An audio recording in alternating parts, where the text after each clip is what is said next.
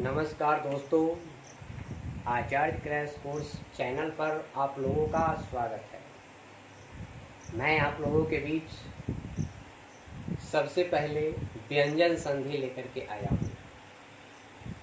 बहुत सारे ट्रिक, बहुत सारे तरह से आप लोग देखे होंगे कि संधि को संधि विच्छेद किया जाता है, पहचान का तरीका बतलाया जाता है। इसमें मेरा भी संधि पहचान एवं संधि विच्छेद देखिए। कुछ नहीं है, आप लोग 20 मिनट इस ट्रिक को देखें और फिर आप कहिएगा कि यह सही है या गलत है। तो हम सीधे आते हैं संधि पर। यहाँ लिखा हुआ है व्यंजन संधि का पहचान एवं संधि विच्छेद।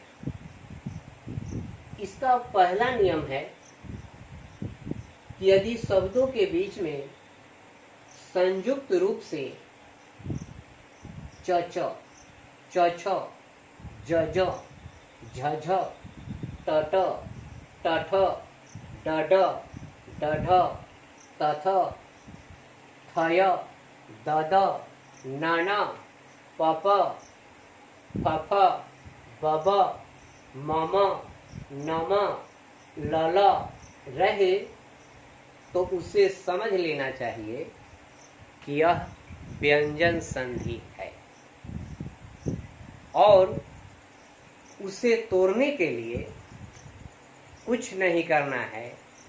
जो पहला आधा वर्ण है उसे त हलंत में तोड़ देना है और शेष सभी को जोड़ करके जैसे के तैसे लिख देना है।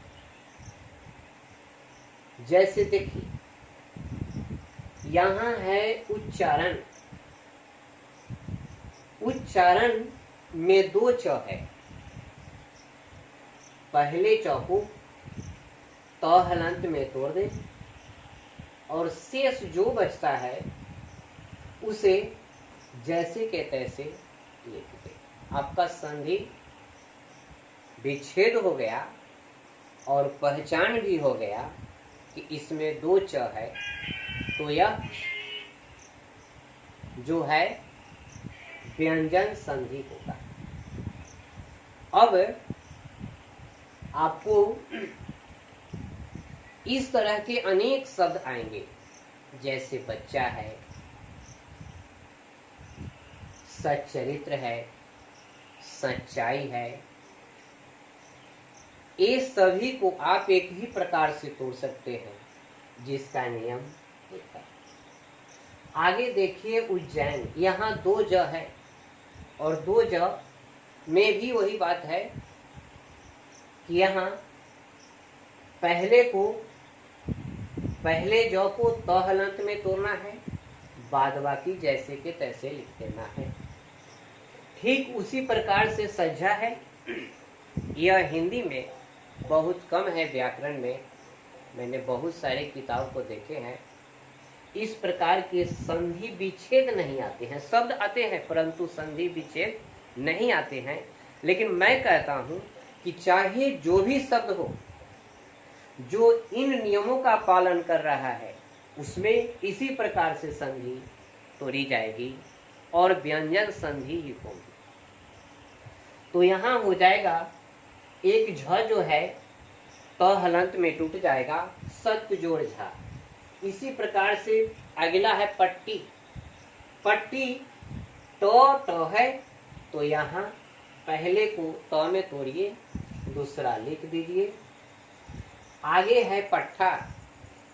इसमें ट और ठ है, पहले को त में तोड़ दीजिए और ठ को जैसे के तैसे रख दीजिए। इससे आगे है हड्डी। 2 ड है, पहले को त हलंत में तोड़ दीजिए। इस प्रकार के आप बहुत तोड़ सकते हैं। हड्डी है, फिसड्डी है, कबड्डी है, अनगिनत शब्द हो सकते हैं। मैं उदाहरण यहाँ एक ही दे रहा हूँ। आगे है गड्ढा। इसमें डो और ढ है। व्यंजन संधि है, ड को त हलंत में तोड़िए और ढ को आगे लिख दीजिए। आगे है पत्ता, यहाँ त का त ही रह जाएगा और आगे ता लिखा जाएगा। फिर है पत्थर, त थ, यहाँ त हलंत में तोड़िए, थर लिख दीजिए।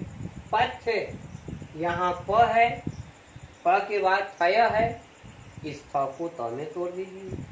आगे है कद्दू, यहाँ दो द है, पहले द को त में तोड़िए, बाद वाले जैसे के तैसे रह जाएंगे। आगे है उन्नत, इस प्रकार के शब्द आपको मिलेंगे।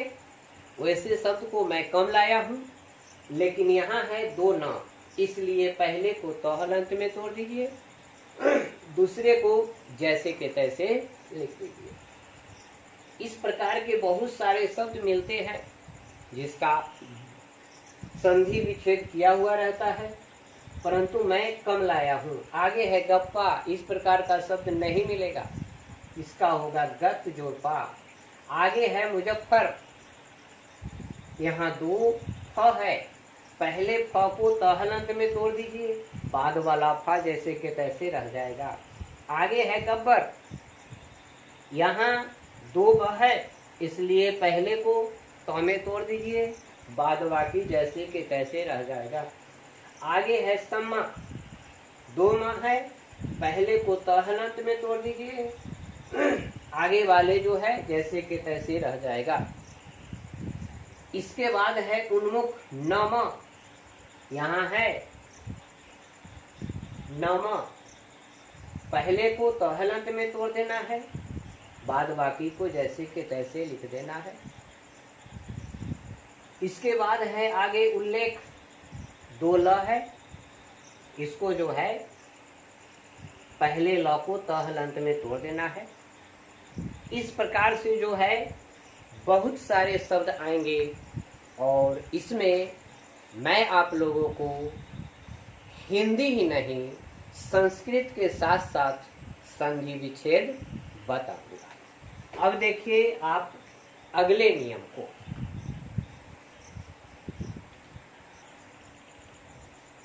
अब आते हैं दूसरे नियम पर। व्यंजन संधि पहचान का दूसरा नियम है कि यदि किसी व्यंजन वर्ण शब्दों के बीच में अस्वर हो, फिर से देख लीजिए, यदि कोई व्यंजन वर्ण जिसमें अस्वर हो और यदि उसके ऊपर अनुस्वार हो, अस्वर होना चाहिए, उसके ऊपर अनुस्वार होना चाहिए, अर्थात आकार नहीं होना चाहिए। अनुस्वार हो तो उसे व्यंजन संधि समझना चाहिए तथा उस अनुस्वार को म हलंत में तोड़ना चाहिए। एकदम सीधा सा नियम है, आइए देखते हैं। जैसे संगीत है, यहाँ अस्वर है और उसके ऊपर अनुस्वार है, तो इसको सीधा म हलंत में हम तोड़ देंगे, सम जोड़ की। ठीक इसी प्रकार संसार है, सम जोड़ सार। इसी प्रकार संजय है, सम जोड़ जय। अर्थात इस प्रकार का जितना भी अनुस्वार वाला होगा समझ लेंगे कि व्यंजन संधि है और उसे म हलंत में तोड़ देंगे, आगे तोड़ते रहेंगे। परंतु यदि अनुस्वार के बाद दंत स आधा मिलता है तो उसे गायब कर देना चाहिए। जैसे आप देखिए संस्कृत, अनुस्वार के बाद आधा दंत स है, आधा दंत स होने के कारण अनुस्वार का म हलंत तो होगा परंतु यह दंत स गायब हो जाएगा, तो यहाँ सम जोड़ कृत हो जाएगा, संस्कार में सम जोड़ कार हो जाएगा, संस्करण में सम जोड़ करण हो जाएगा। इस प्रकार देखिएगा। आगे देखते हैं तीसरा नियम। यदि शब्दों के बीच में किसी भी वर्ग का तीसरा वर्ण हो, वर्ग होता है 5, क वर्ग, च वर्ग, ट वर्ग, त वर्ग, प वर्ग। पहला, दूसरा, तीसरा, चौथा, पांचवा। इसमें यदि शब्दों के बीच में तीसरा वर्ण हो तो उसे उसी वर्ग के प्रथम वर्ण में तोड़ देना चाहिए तथा उसे व्यंजन संधि समझना चाहिए। यहाँ है तदनु, ध्यान से देखिए, दो है, यह प्रथम वर्ण त वर्ग का, ये तीसरा वर्ण है, त वर्ग का प्रथम वर्ण में टूट जाएगा तो हलंत जोर तदंतर। यहाँ है द टूटेगा तो हलंत में। अब कहेगा कि अ कहाँ से निकला, तो व्यंजन संधि में स्वर के मेल से बनता है और इस दो में से अ निकल गया, तत् जोर अंतर। ठीक इसी प्रकार से देखिए, कब्ज आधा है इसलिए आधा रह जाएगा, ज हो जाएगा। तद्रूपम, यहाँ दो आधा है इसलिए त हलंत हो गया है, और र पूरा है उसमें उ लगा हुआ है, तद्रूपम। यदि अगला नियम देखिए, यदि शब्दों के बीच में तीसरा और चौथा वर्ण संयुक्त रूप से हो, जोटा हुआ हो, संयुक्त रूप से हो, तो तीसरे वर्ण को प्रथम वर्ण में तथा चौथे वर्ण के स्थान पर प लिख दिया जाता है। इसे भी व्यंजन संधि समझना चाहिए।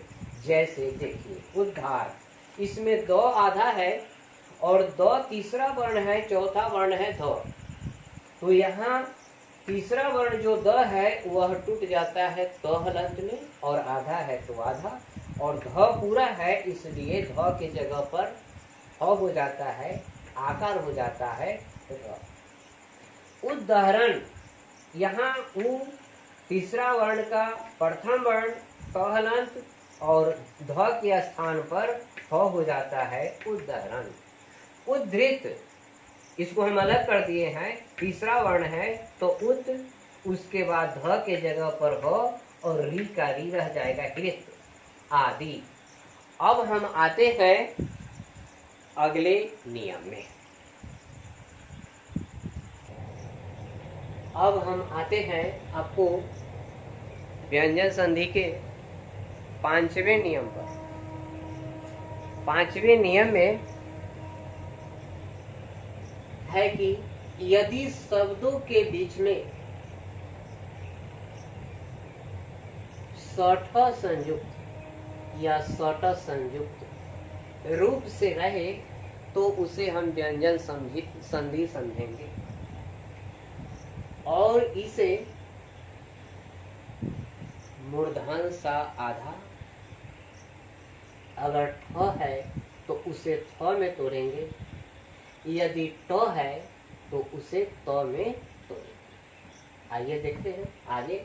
जैसे उत्कृष्ट, यहाँ क्री के बाद मूर्धन स है इसलिए इसे मूर्धन स आधा को आधा कर दिया गया है और ट के स्थान पर त रख दिया गया। आगे है षष्ठ, यहाँ मूर्धन स आधा को आधा रखा गया है और ठ को ठ में तोड़ दिया गया है। भ्रष्ट, भ्रष्ट जोर ट के लिए ट। इस प्रकार के जितने भी आएंगे उसे हम इस प्रकार से तोड़ेंगे। अगला नियम देखें, छठा नियम, यदि शब्दों के बीच में संयुक्त रूप से दो ट वर्गी न, दो त वर्गी न या दो अंग मिले या दो अंग मिल जाए तो उसे भी हमें व्यंजन संधि ही समझना चाहिए। और उसे तोड़ते समय अर्थात यहाँ से इसके बाद से टूटेगा, इसी जगह से टूटेगा, इसी जगह से टूटेगा। इसमें करना क्या होता है, तो इस दोनों में से एक को गायब करना पड़ता है। तो गायब कौन होगा, तो गायब होगा पूरा वाला, पूरा वाला जो भी है गायब होगा और आधा वाला बच जाएगा जो व्यंजन के रूप में हो जाता है। देखिए सुगनीस, यहाँ सुगन पूरा वाला गायब है और आधा वाला बच गया है, सुगनीस। अस्मिन एव, अस्मिन जोर एव, प्रत्यंगात्मा, प्रत्यंग जोर आत्मा। इस प्रकार जो भी आएगा, इसमें हिंदी और संस्कृत दोनों चल रहा है। आगे जो है हम हिंदी और संस्कृत दोनों संधि को अलग अलग करके स्पष्ट करेंगे। अगले नियम को देखिए, अंतिम नियम है, यदि स्वर वर्ण के बाद च छ रहे तो उसमें से च को गायब कर दिया जाता है, गायब कर देना चाहिए। यदि व्यंजन वर्ण के बाद च छ रहे तो वहां थोड़ा सा बदल जाता है, च के स्थान पर त हलंत होता है तथा छ के स्थान पर तालुब्य स हो जाता है। जैसे अच्छा, यहाँ स्वर है इसलिए यहाँ का च गायब होगा। विच्छेद, यहाँ देखिए, देखने में लगता होगा कि वह है, नहीं, यहाँ हर्षिकार ई है तो स्वर के बाद च है इसलिए गायब हो गया यहाँ च और छेद लिख दिया गया। परिच्छेद, यहाँ र से पहले ई है, अर्थात यह भी समझ लीजिए कि कहीं उपसर्ग के बाद यदि आता है छ तो वहां च गायब हो जाएगा। परिजोर छेद। इसी का दूसरा है कि यहाँ है भवच्छरणम। यहाँ देखिए ध्यान से कि भ के बाद वह, यहाँ व्यंजन है, व्यंजन के बाद च आने पर च का हो जाता है तो हलंत और छ का हो जाता है तालुब्य स। थोड़ा सा परिवर्तन है, इसलिए यहाँ हो गया है भवत जोर शरणम। तच्छिव, यहाँ च है इसलिए त हो गया है, यहाँ छ है इसलिए स हो गया है और हर्षिकार मिल करके शिव बन गया है। इस प्रकार बचे खुचे इसमें नियम एक दो और है, उसको मैं अगले वीडियो में स्पष्ट करूंगा। यदि आपको मेरा यह ट्रिक अच्छा लगा तो वीडियो को लाइक करें और चैनल को सब्सक्राइब करें। अगले वीडियो में मैं स्वर संधि दूंगा, फिर आगे विसर्ग संधि होगा, उसके आगे डॉट जो होगा उसको क्लियर करें।